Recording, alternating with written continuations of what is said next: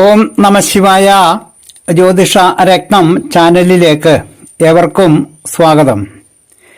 ഈ വീഡിയോയിൽ ജനന സമയത്തെ ഗ്രഹനിലയിൽ സൂര്യൻ മേടം രാശി മുതൽ മീനം രാശി വരെയുള്ള 12 രാശികളിൽ സ്ഥിതി ചെയ്യുമ്പോൾ ജാതകർക്ക് അനുഭവമാകുന്ന ഫലങ്ങൾ പറയുന്നു. ജ്യോതിഷ വിഷയങ്ങളോട് താൽപ്പര്യവും വിശ്വാസവും ഉള്ള ഏവരെയും പുതിയ ഒരു വീഡിയോയിലേക്ക് സഹർഷം സ്വാഗതം ചെയ്യുന്നു, ക്ഷണിക്കുന്നു.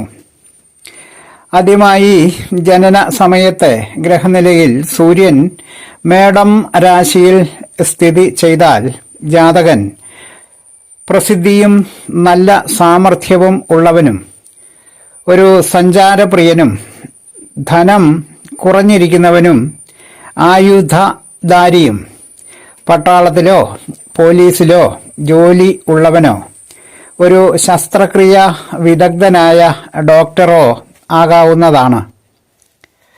അടുത്തത്, സൂര്യൻ ഇടവം രാശിയിലാണ് നിൽക്കുന്നതെങ്കിൽ ജാതകൻ വസ്ത്രങ്ങളോ സുഗന്ധദ്രവ്യങ്ങളോ വ്യാപാരം ചെയ്യുന്നവനോ അല്ലെങ്കിൽ കൈകാര്യം ചെയ്യുന്നവനോ ആയിരിക്കാം.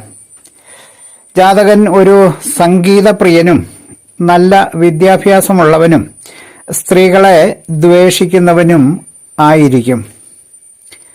അടുത്തത്, സൂര്യൻ മിഥുനം രാശിയിലാണ് ജനന സമയത്ത് നിൽക്കുന്നതെങ്കിൽ ജാതകൻ ഒരു വ്യാകരണ പണ്ഡിതനും സാഹിത്യ വിദ്യകളിൽ പ്രാവീണ്യം ഉള്ളവനും ഗണിത ശാസ്ത്രത്തിൽ നല്ല അറിവുള്ളവനും നല്ല ധനികനും ആയിരിക്കും.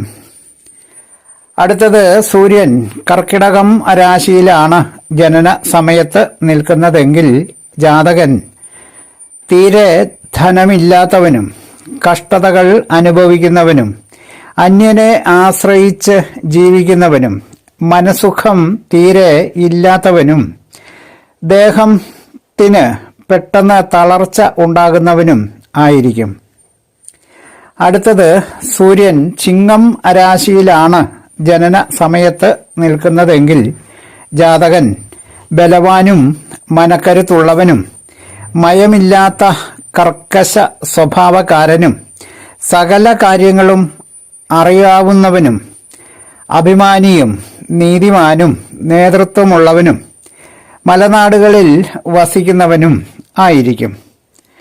അടുത്തത്, സൂര്യൻ കന്നി രാശിയിലാണ് ജനന സമയത്ത് നിൽക്കുന്നതെങ്കിൽ ജാതകൻ മൃദുലമായ ശരീരമുള്ളവനും സ്വർണം കൊണ്ട് ഉപജീവിക്കുന്നവനും ഗണിത ശാസ്ത്രത്തിലോ ശില്പവിദ്യകളിലോ സംഗീതകലയിലോ സാഹിത്യം തുടങ്ങിയ ഗ്രന്ഥരചനയിലോ അറിവുള്ളവനും ആയിരിക്കും.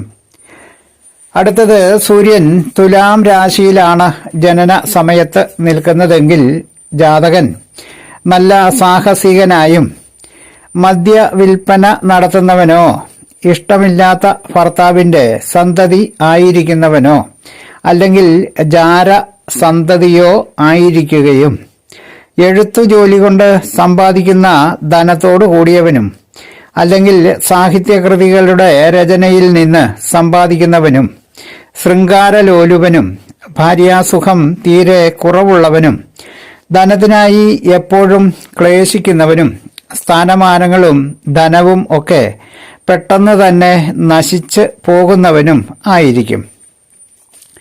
അടുത്തത്, സൂര്യൻ വൃശ്ചികം രാശിയിൽ നിൽക്കുന്ന സമയത്ത് ജനിക്കുന്ന ജാതകൻ ക്രൂര സ്വഭാവമുള്ളവനും സാഹസികനും വിഷസംബന്ധമായ സാധനങ്ങൾ കൈകാര്യം ചെയ്യുന്നവനും വ്യാകരണ ശാസ്ത്രത്തിൽ സാമർഥ്യമുള്ളവനും മറ്റുള്ളവരാൽ പൂജിക്കപ്പെടുന്നവനും ആയിരിക്കും. അടുത്തത്, സൂര്യൻ ധനു രാശിയിൽ ജനന സമയത്ത് നിൽക്കുന്ന ജാതകൻ കാര്യങ്ങളിൽ നല്ല സാമർഥ്യം ഉള്ളവനായും ജനങ്ങളാൽ ബഹുമാനിക്കപ്പെടുന്നവനും വൈദ്യവൃത്തിയിൽ ഏർപ്പെടുന്നവനും വ്യാപാരമോ വ്യവഹാരമോ ഉള്ളവനും സ്വന്തമായി ഗ്രഹം ഉള്ളവനും ആർക്കും കബളിപ്പിക്കാൻ കഴിയാത്ത കൂർമ്മ ബുദ്ധിയും വളരെ ആലോചിച്ചതിന് ശേഷം മാത്രം കാര്യങ്ങൾ തീരുമാനിക്കുന്നവനും ആയിരിക്കും. അടുത്തത് സൂര്യൻ മകരം രാശിയിൽ സ്ഥിതി ചെയ്യുമ്പോൾ ജനിക്കുന്ന ജാതകൻ കുലത്തിന് യോജിക്കാത്ത പ്രവൃത്തികൾ ചെയ്യുന്നവനും അറിവില്ലാത്തവനും ധനം കുറവുള്ളവനും അന്യരെ ആശ്രയിച്ച് കഴിയുന്നവനും ഭാര്യയും സന്താനങ്ങളും ഇല്ലാത്തവനും ഭാഗ്യമില്ലാത്തവനും ആയിരിക്കും.